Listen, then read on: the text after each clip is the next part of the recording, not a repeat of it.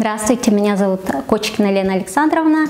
Я работаю учителем английского языка во второй школе. Учитель первой категории, 37 лет, 2 выпуска, и сейчас у меня 6-й В. Меня зовут Дмитрий Владимирович Ковальский. Я предпочитаю просто Дмитрий Ковальский. Мне 36 лет. Я по образованию биолог, учитель биологии. И на сегодняшний момент, насколько я помню, если честно, я не очень за этим слежу, 9-й год преподаю, если я не ошибаюсь. Вот, из этих 9 лет, 8 лет я работаю в воспитательном отделе педагогом-организатором. То есть у меня получается 8 лет стажа учителя и 8 лет стажа педагога-организатора. С этого года я веду только элективные курсы по биологии и в воспитательном отделе также работаю. Мне очень нравится то разнообразие, которое предоставляет школа. То есть здесь ты не просто учитель английского языка, а здесь ты классный руководитель, ты здесь член какой-нибудь творческой группы, ты здесь редактор школьной периодики. То есть все равно каждый учитель здесь работает в 4 коллективах, получается, вращается, взаимодействует, да? И это как минимум не скучно. Ну и как максимум это реализация каких-то там возможностей, потенциала. Ну и, конечно же, это дети. Мне нравится с ними работать, потому что от них я узнаю очень много нового. Они мне открыли мир дорам, аниме, кей-поп. Очень интересно. На самом деле я считаю, что любая работа, я недавно разговаривал с учеником своим, и мы философствовали на тему, нужно ли любить свою работу. И когда касается дела работы, я считаю, тут должна быть какая-то грань между любить свою работу и уметь ее делать. Для меня работа – это, наверное, все-таки результат, который ты получаешь. Ты от этого получаешь удовлетворение, и как следствие ты можешь сказать, что я люблю свою работу, потому что она у тебя получается. Нет, я уже как-то с детства представляла себя учителем, и еще на выбор моей профессии повлиял мой учитель английского языка, Скрыбыкин Руслан Юрьевич. Он был очень своеобразный, у него была авторская методика, он учил нас без учебников, и я на него смотрела и думала: вау, оказывается, учителя могут быть такими. Полкласса у нас, получается, поступила на ФИЯ, и я в том числе. И в отличие от других, я точно знала, что я буду учителем. После университета я целенаправленно искала работу учителя. Бабушка, дедушка принимали очень большое участие в моем воспитании. Дедушка у меня по образованию биолог. Он сам заканчивал биологический, он был профессором, ученым, академиком Академии наук Якутской. И он всю жизнь посвятил себя биологии и почвоведению. Естественно, когда ты с детства воспитываешься человеком, который любил биологию, ты волей-неволей начинаешь на это обращать внимание, что такое биология, что она означает, чем занимается твой близкий человек, тем более которого ты любишь. Естественно, все это как-то в детстве на меня повлияло. А так не было такого, что я сижу в университете, я буду учителем. Нет. Да и сейчас студенты, в принципе, которые могли бы стать учителем, они не идут в преподавание. То есть, значит, здесь университет и школа, наверное, минимально все-таки какую-то роль принимают в том, что кем человек станет. Наверное, все-таки должно общество, тренды, кумиры и семья влиять на человека, и тогда он будет понимать, как устроен мир и куда ему, в каком направлении двигаться, каким специалистом быть.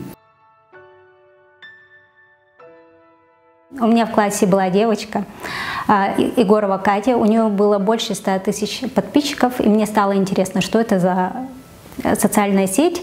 И получается, я тоже начала снимать в период пандемии активно, и тогда у меня набралось 2000 подписчиков. В целом я считаю, что учитель имеет право быть самим собой, просто человеком, в своей социальной сети, но, естественно, он должен следить за своим языком. Маты, алкоголь, табакокурение, если даже учитель это делает, зачем он это распространяет? Это же теория здравого смысла, зачем он это распространяет? Незачем. А какие-то, знаете, не положительно, не отрицательно, а просто его жизненные какие-то рассказы, вещи, чем он занимается, его мнение профессиональное даже там может быть. Но не надо свои личные странички превращать в свой виртуальный аватар полностью. Конечно, это наша какая-то часть души, вот это наша социальная сеть, но по социальным сетям человека не судят. Мой контент, естественно, связан со школой, потому что это такая бездомная тема идей. Каждый раз, когда мне, например, все мои идеи, они все равно каким-то образом вытекают из моих повседневных проблем.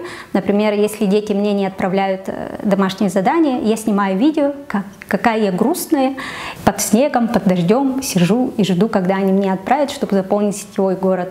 И вот я делаю такие видео и отправляю детям: вот я жду, когда вы мне отправите домашние задания. То есть стараюсь снимать на актуальные мне темы. Я не думаю, что введение аккаунта как-то повлияло на мою педагогическую деятельность, но иногда они меня называют Лена Кочкина, хотя я Лена Александровна. И кажется, я весьма популярна в начальных классах, потому что они мне пишут в ТикТоке: здравствуйте, подпишитесь на меня, я Алиса из 2 Д. Вот. Не думаю, что тут харизма нужна, они должны чувствовать уверенность. Ты должен уверенно говорить то, что ты говоришь. Если ты что-то утверждаешь с неуверенным голосом, у них сразу, они в отличие от взрослых не будут тебе делать скидку.